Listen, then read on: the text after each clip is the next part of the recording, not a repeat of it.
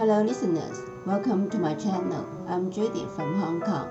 I feel so glad you are here with me.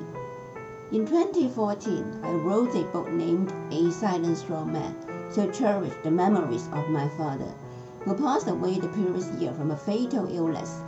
Today, I want to share with you the time when my father stayed at the hospital to confront his illness in this podcast.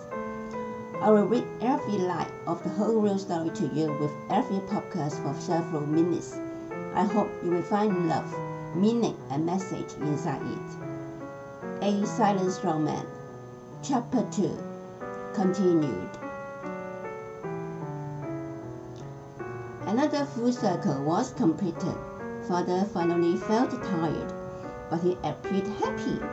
He took the initiative, saying to us that he needed rest before we demanded. We laughed and accompanied him to his bed.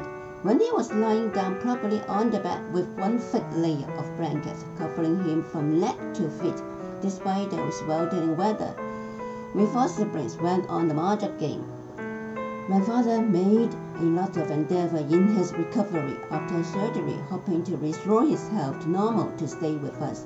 We dare not take anything lightly in taking care of him to upset any effort he made.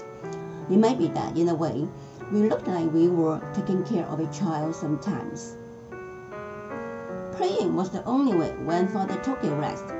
We four siblings essentially checked over the mahjong table instead of focusing on the game, mainly revealing to each other face to face without hiding the happy feeling mixed with some unspeakable sentiments in seeing Father this way, after we had been all out fighting the battle with him.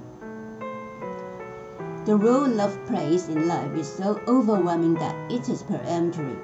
It is certainly true love can make miracles. Deep down, we knew how strong Father was to have come this far, since he had been ill.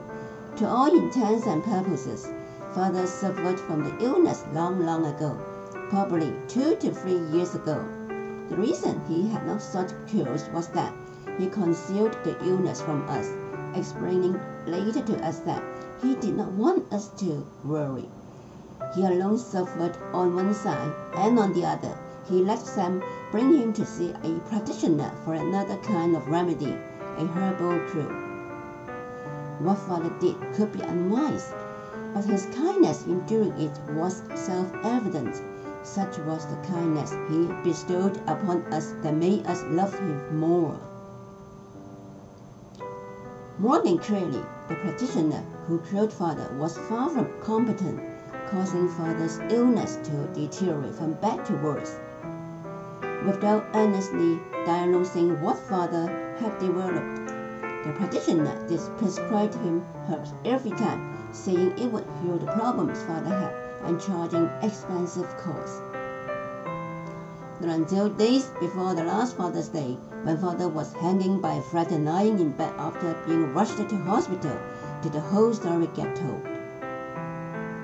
Based on the story told, there have been almost 2 to 3 years in that intervening time when Father first found himself uncomfortable. Therefore, we fully understood how much Father had suffered alone physically and mentally while concealing his situation from us. The fault could be with all of us. Even if it was not our fault, it was our carelessness. We should have concerned about his health by frequently asking after him. For now, realizing that crying over a split meal would only be a wild goose chase, what we were going to do was to get Father the best cure and care to make recovery and live happily. One thing we profoundly grasped was that Father chose to hide the truth from us as a way of showing his love. He did not want us to worry or fear, and we had no words to thank him in this light. Thanks for listening. I will go on reading the story to you in my next podcast. If you want to hear out the story with me, please subscribe to my channel and you will not miss any bit of it. See you in my next podcast and have a nice day.